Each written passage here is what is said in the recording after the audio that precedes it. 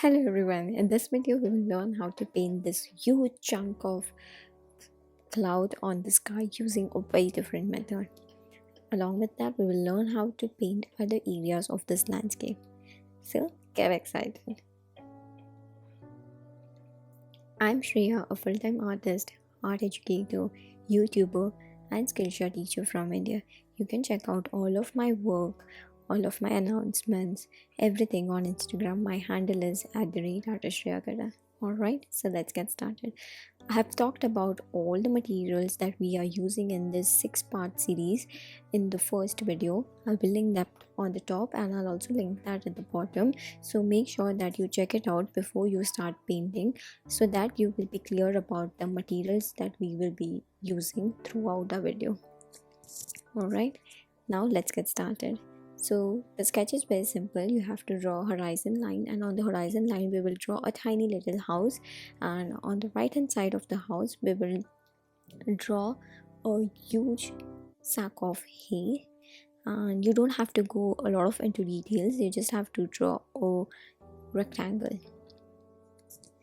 Right, so I have kept the final painting image on the right hand side so that you know that what we are painting or what we are sketching. Remember to draw everything super light so that the pencil mark doesn't show up once you start painting. Alright, so lastly I will just draw the huge clouds which we are painting on the sky so that we know where to put down the colors. Alright, now once the sketch is done, let's move on to painting the clouds. So what we will do this time is we'll be using wet on dry technique to paint the sky, and first we will use cerulean blue around the clouds. So the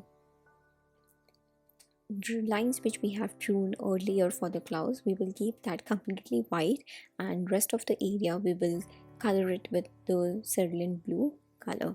You can use any bright and light blue shade for your sky. Once your blue color is completely dry, we will move on to painting the clouds. So first I have started by mixing my yellow with little bit of orange, and I am applying the first layer of that color on the top of the cloud, and then I will keep on adding the darker value. Next I'm adding orange color.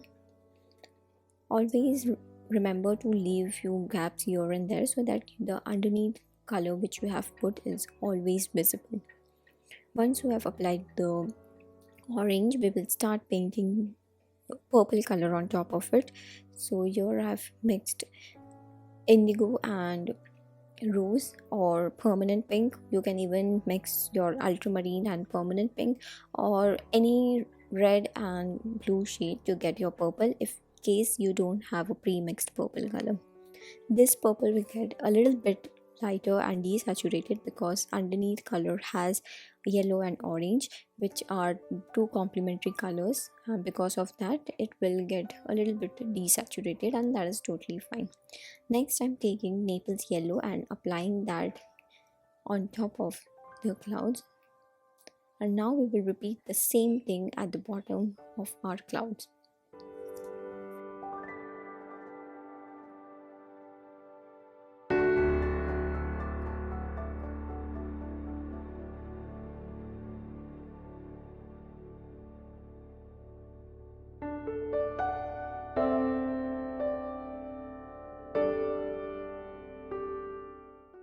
So once we have painted the clouds and it is completely dry, let's paint other parts of our landscape.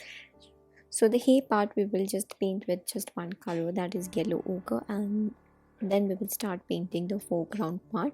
I will start with very light value of green. So here what I've done is I've mixed lemon yellow to my light green color to get it even lighter, and as we move downwards we are making it darker and darker.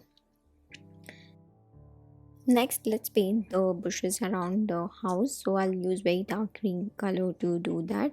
And I completely forgot to paint the land area around the house. So I'm again painting that area with the lighter green color which we painted earlier. And we'll also paint the huge tree beside the house with the same lemon green color. Once the clouds were dry, I felt like it needed a little bit of more depth. So I took the darker color, that is the purple, and I added a little bit at the bottom of the topmost clouds.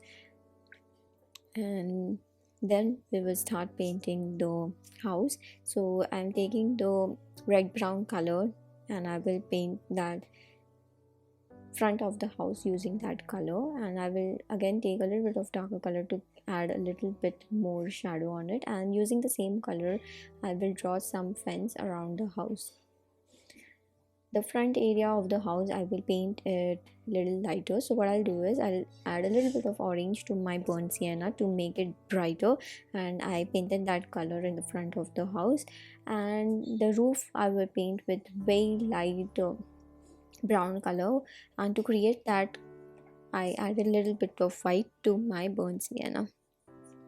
While the house part is drying, let's paint the foreground part. So here I'm taking my smaller brush and taking the green color and adding few grasses in the foreground part. And lastly what we will do is we will take a very light color. So what I did is I added a little bit of brown to my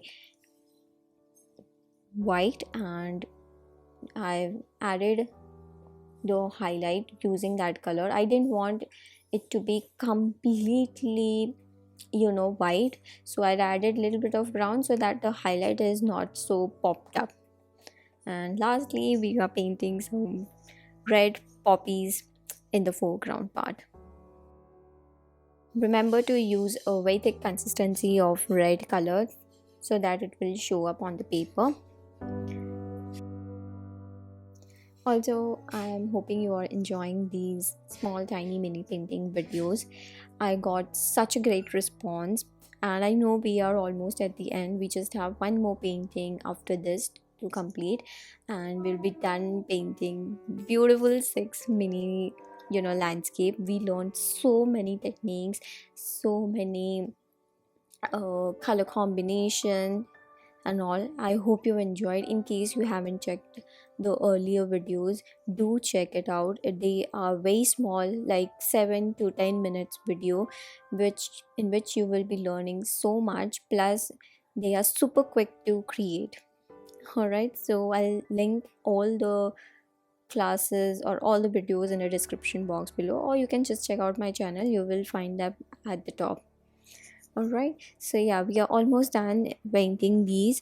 I felt like the red florals needed a little bit of more colorful flowers, so here I'm adding yellow flowers with the same Naples yellow which we used earlier. And we will end this painting by adding those flowers at the bottom.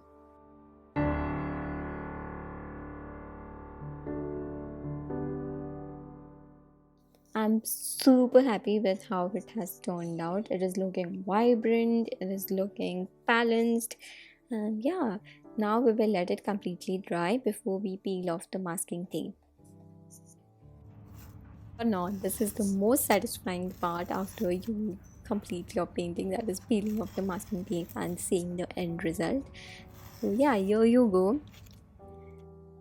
It's looking beautiful, right? Alright, now it's your turn to paint and post it on social media. Don't forget to tag me so that I don't miss out on your beautiful painting. And yeah, I'll see you guys really soon in the next video. Bye.